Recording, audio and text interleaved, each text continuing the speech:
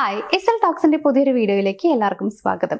നമ്മൾ പല റിലേഷൻഷിപ്പിലും കാണാറുണ്ട്. അതിൽ ആ ഒരു സ്നേഹിക്കുന്ന ആളുകൾ, അതായത് രണ്ടുപേരും തമ്മിൽ നല്ല ഇഷ്ടത്തിലായിരുന്നിരിക്കാം, പക്ഷെ കുറച്ച് കഴിയുമ്പോൾ അതിലുള്ള ആ ഒരു പേഴ്സൺ, ആ ഒരു പുരുഷന് ആ റിലേഷൻഷിപ്പിലുള്ള സ്ത്രീയോട് ചെറിയ രീതിയിലുള്ള മടുപ്പുകൾ വരുന്നു, ഇഷ്ടക്കേടുകൾ വരുന്നു.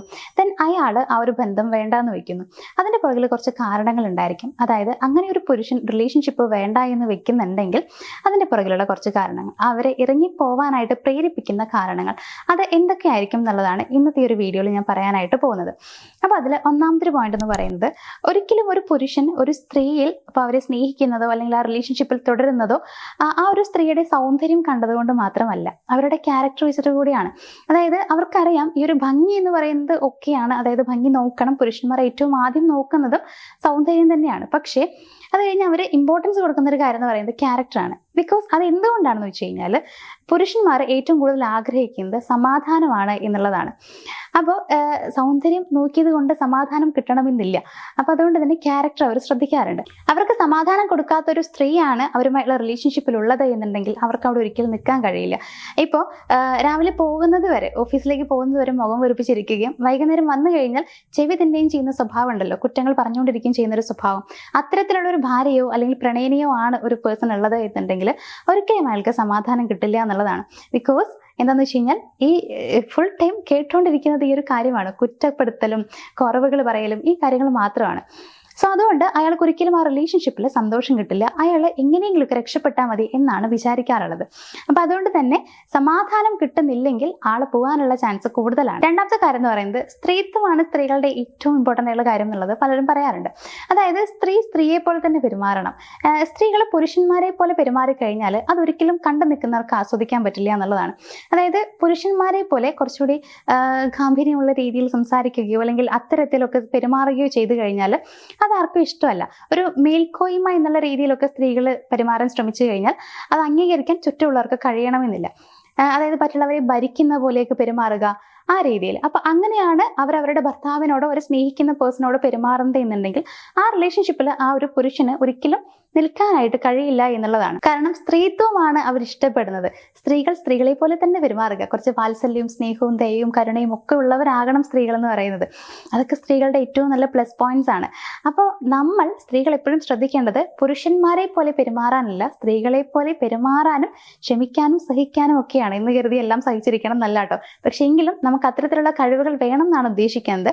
പുരുഷന്മാരെ പോലെ പെരുമാറുന്ന ഒരു പാർട്ട്ണർ ഉണ്ടെങ്കിൽ ആ ഒരു പേഴ്സൺ ഒരിക്കലും ആ റിലേഷൻഷിപ്പിൽ നിൽക്കാനായിട്ട് കഴിയില്ല എന്നുള്ളത് മനസ്സിലാക്കുക. മൂന്നാമത്തെ കാര്യം എന്ന് പറയുന്നത്, അവരുടെ പ്രയത്നത്തെ നമ്മൾ അപമാനിക്കുന്നതാണ്. അതായത് അവർ നമുക്ക് ചെയ്തു തരുന്ന കാര്യങ്ങൾ, അവർക്ക് കിട്ടുന്ന കാര്യങ്ങളാണെങ്കിലും ഒക്കെ നമ്മൾ വളരെ ചെറുതായിട്ട് കാണുക. ഫോർ എക്സാമ്പിൾ, നമുക്കൊരു ഗിഫ്റ്റ് ആയിട്ട് തന്നു എന്ന് വിചാരിക്കാം.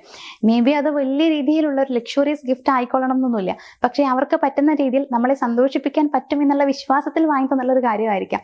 അവർ ഒത്തിരി ഇഷ്ടപ്പെട്ട് വാങ്ങി തന്ന ആ സാധനത്തിന് നമ്മൾ വില കുറച്ച് കാണുന്ന പോലെ, ഇത് എന്ത് സാധനമാണ്, ഇതിന് എത്ര രൂപയായി എന്നൊക്കെ പറഞ്ഞ് നമ്മൾ ചോദിക്കില്ലേ? ഇങ്ങനെയുള്ള ചോദ്യങ്ങളൊന്നും അവർക്ക് ഇഷ്ടപ്പെടില്ല എന്നല്ല, സഹിക്കാൻ പറ്റില്ല. സത്യം പറഞ്ഞു കഴിഞ്ഞാൽ ഈ ഒരു ബഹുമാനം എന്ന് പറയുന്നത് പുരുഷന്മാർക്ക് പ്രാണവായു പോലെയാണ്. അതില്ലെങ്കിൽ അവർക്ക് ഭയങ്കരമായിട്ട് ശ്വാസം മുട്ടും. സോ ബഹുമാനം കിട്ടാത്തൊരു ബന്ധത്തിൽ ഒരിക്കലും അവർക്ക് നിൽക്കാൻ പറ്റില്ല. അവരുടെ പ്രയത്നത്തെ നിങ്ങൾ വില കുറച്ച് കാണുകയാണെങ്കിൽ നിങ്ങളിൽ നിന്നും അവർ എത്രയോ വേഗം അകന്നു പോകും. അപ്പോൾ അതാണ് നിങ്ങൾ മനസ്സിൽ വെക്കേണ്ടത്. ബഹുമാനം എപ്പോഴും ഉണ്ടാവണം. അവരുടെ പ്രയത്നം, അതായത് റിലേഷൻഷിപ്പ് നിലനിർത്താൻ വേണ്ടി അവർ ശ്രമിക്കുന്നതുമൊക്കെ നിങ്ങൾ കണ്ടില്ല എന്ന് നടിക്കരുത്. അതിനൊക്കെ ഒന്ന് നല്ല രീതിയിൽ അഭിനന്ദിക്കാൻ വേണ്ടി നിങ്ങൾ ശ്രമിക്കുക. നാലാമത്തെ കാര്യം എന്ന് പറയുന്നത്, എപ്പോഴും ലഭ്യമായിരിക്കുക എന്നുള്ളതാണ്. അതായത് ഇപ്പോൾ സ്ത്രീകൾ എപ്പോഴും ആ ഒരു പേഴ്സണ് ലഭ്യമായിരിക്കുന്ന ഒരാളാണെങ്കിൽ, എപ്പോഴും നമ്മൾ അവൈലബിൾ ആണ് എന്നുണ്ടെങ്കിൽ അവർക്ക് ഓഫ്കോഴ്സ് നമ്മളെടുത്ത് ഒരു മടുപ്പ് ഫീൽ ചെയ്യാൻ സാധ്യതയുണ്ട്. നമ്മൾ കുറച്ചൊക്കെ നിഗൂഢമായിരിക്കണം. കാരണം പുരുഷന്മാർ ആഗ്രഹിക്കുന്നതും ഒരു നിഗൂഢതയാണ്. എല്ലാ കാര്യങ്ങളും ഓപ്പണായിട്ട് പറയുക, നമ്മളെക്കുറിച്ച് എല്ലാ കാര്യങ്ങളും അവർക്ക് അറിയുക എന്നൊക്കെ പറയുന്നത് അവർക്ക് നമ്മളോടുള്ള ഇഷ്ടം എന്തായാലും കുറയ്ക്കും, ഇൻട്രസ്റ്റ് കുറയ്ക്കുന്ന ഒരു കാര്യം തന്നെയാണ്. അപ്പോൾ അതുകൊണ്ട് തന്നെ എപ്പോഴും നമ്മൾ അവൈലബിൾ ആയിരിക്കേണ്ട കാര്യമില്ല. നമ്മളുടെ എല്ലാ കാര്യങ്ങളും ഓപ്പണായിട്ട് പറയുകയോ ചോദിക്കുകയോ ചെയ്യേണ്ട ആവശ്യമില്ല. നമുക്ക് നമ്മുടേതായിട്ടുള്ള ഒരു റെസ്ട്രിക്ഷൻസ് നമ്മൾ വെച്ചേ പറ്റുള്ളൂ. അതായത് ഇത് എൻ്റെ കാര്യമാണ്, നമുക്കെപ്പോഴും ഒരു ബൗണ്ടറി വേണം. ഇത് എൻ്റെ കാര്യമാണ്, ഇത് ഞാനാണ് ഡിസൈഡ് ചെയ്യുന്നത് എന്നുള്ളത് നമ്മൾ തന്നെ ഉറച്ച് തീരുമാനിക്കണം. അതല്ലാതെ എല്ലാത്തിനും അവരെ ചുറ്റിപ്പറ്റി അവരോട് ചോദിക്കാതെ ചെയ്യില്ല, അവർ പറഞ്ഞു കഴിഞ്ഞാൽ ഷോൾ ഇടാതെ നടക്കില്ല. അപ്പോൾ ഇങ്ങനെയൊക്കെ ഉള്ളതൊക്കെ വളരെ മോശമായിട്ടുള്ള കാര്യങ്ങളാണ്. നമുക്ക് എപ്പോഴും ഒരു ബൗണ്ടറി ഉണ്ടായിരിക്കണം. അതേപോലെ തന്നെ എന്നാൽ അവരെ ബഹുമാനിക്കുകയും വേണം. അപ്പോൾ എപ്പോഴും അവൈലബിൾ ആകുന്നത് അവർക്ക് ഇഷ്ടക്കുറവ് ഉണ്ടാക്കുന്ന ഒരു കാര്യമാണ് എന്നുള്ളത് മനസ്സിൽ വയ്ക്കുക. ഇനി അഞ്ചാമത്തെ ഒരു കാര്യം എന്ന് പറയുന്നത്, പിന്തുണ പിന്തുണയ്ക്കുന്നതിന് പകരം മത്സരിക്കുക എന്നുള്ള ഒരു ചിന്താഗതി ഉണ്ടല്ലോ. അതായത് എപ്പോഴും പുരുഷന്മാർ ആഗ്രഹിക്കുന്നത് അവരെ പിന്തുണയ്ക്കാൻ ഒരാളാണ്. അതായത് അവർ ചെയ്യുന്ന കാര്യത്തിന് അവരെ സപ്പോർട്ട് ചെയ്യാൻ ഒരാൾ വേണം, അത് അവരുടെ പാർട്ട്ണർ ആവണം എന്നുള്ളതാണ് അവർ ആഗ്രഹിക്കുന്ന ഒരു കാര്യം. അങ്ങനെയൊന്നും അല്ലാതെ നമ്മൾ അവരെ സപ്പോർട്ട് ചെയ്യുന്നതിന് പകരമായിട്ട് അവരെക്കാൾ കുറച്ചുകൂടി നല്ല രീതിയിൽ തിളങ്ങാൻ വേണ്ടിയിട്ട് മത്സരിക്കുകയാണെങ്കിൽ അവർക്ക് ആ ഒരു മത്സരാർത്ഥിയെ അംഗീകരിക്കാൻ കഴിഞ്ഞൊന്നും വരില്ല. അതായത് നിങ്ങൾ അവരുടെ ഒരു കോമ്പറ്റീഷനാണ് തയ്യാറാവുന്നതെന്നുണ്ടെങ്കിൽ അത് നിങ്ങൾ അവരുടെ പാർട്ട്ണർ ആണ് എന്നുള്ളൊരു കാര്യം കൂടി ആകുമ്പോൾ അവർക്ക് സഹിക്കാൻ പറ്റില്ല.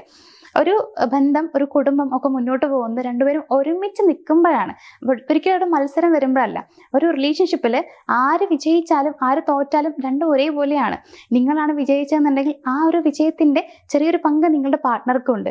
നിങ്ങൾ തോറ്റെങ്കിൽ ആ റിലേഷൻഷിപ്പും ആ ഒരു നിങ്ങളുടെ പാർട്ട്ണർ തോറ്റ പോലെയാണ്. അപ്പൊ നമ്മൾ ചിന്തിക്കേണ്ടത് മത്സരിക്കുക എന്നുള്ളതല്ല, പകരം പിന്തുണയ്ക്കുക എന്നുള്ളതാണ്. എല്ലാ പുരുഷന്മാരും ആഗ്രഹിക്കുന്നത് അവരെ എന്ത് ചെയ്യുമ്പോഴും നല്ല രീതിയിൽ സപ്പോർട്ട് ചെയ്യാൻ, അവരുടെ നേട്ടങ്ങൾക്ക് പിന്നിലൊക്കെ അവരുടെ പാർട്ട്ണർ ഉണ്ടാവണം എന്നുള്ളതാണ്. അങ്ങനെയായി നിങ്ങൾ മാറുക. മത്സരിക്കാൻ നിന്ന് കഴിഞ്ഞാൽ ചിലപ്പോൾ നമ്മൾ വിജയിക്കണമെന്നില്ല, കാരണം അവർ ആ ബന്ധം വിട്ടു പോകാനുള്ള സാധ്യത കൂടുതലാണ്. അപ്പൊ ഇത്രയും കാര്യങ്ങളൊക്കെയാണ് ഒരു പുരുഷൻ ഒരു റിലേഷൻഷിപ്പ് വേണ്ട എന്ന് വെക്കുന്നതിന്റെ, അല്ലെങ്കിൽ അവൻ സ്നേഹിക്കുന്ന ആ ഒരു സ്ത്രീയുമായിട്ട് ഉള്ള റിലേഷൻഷിപ്പ് മടുക്കുന്നതിൻ്റെയൊക്കെ പുറകിലെ കാരണങ്ങൾ എന്ന് പറയുന്നത്. സോ പെരുമാറുന്നത് നിങ്ങളാണ്, നിങ്ങൾ തന്നെ മനസ്സിൽ വെക്കുക.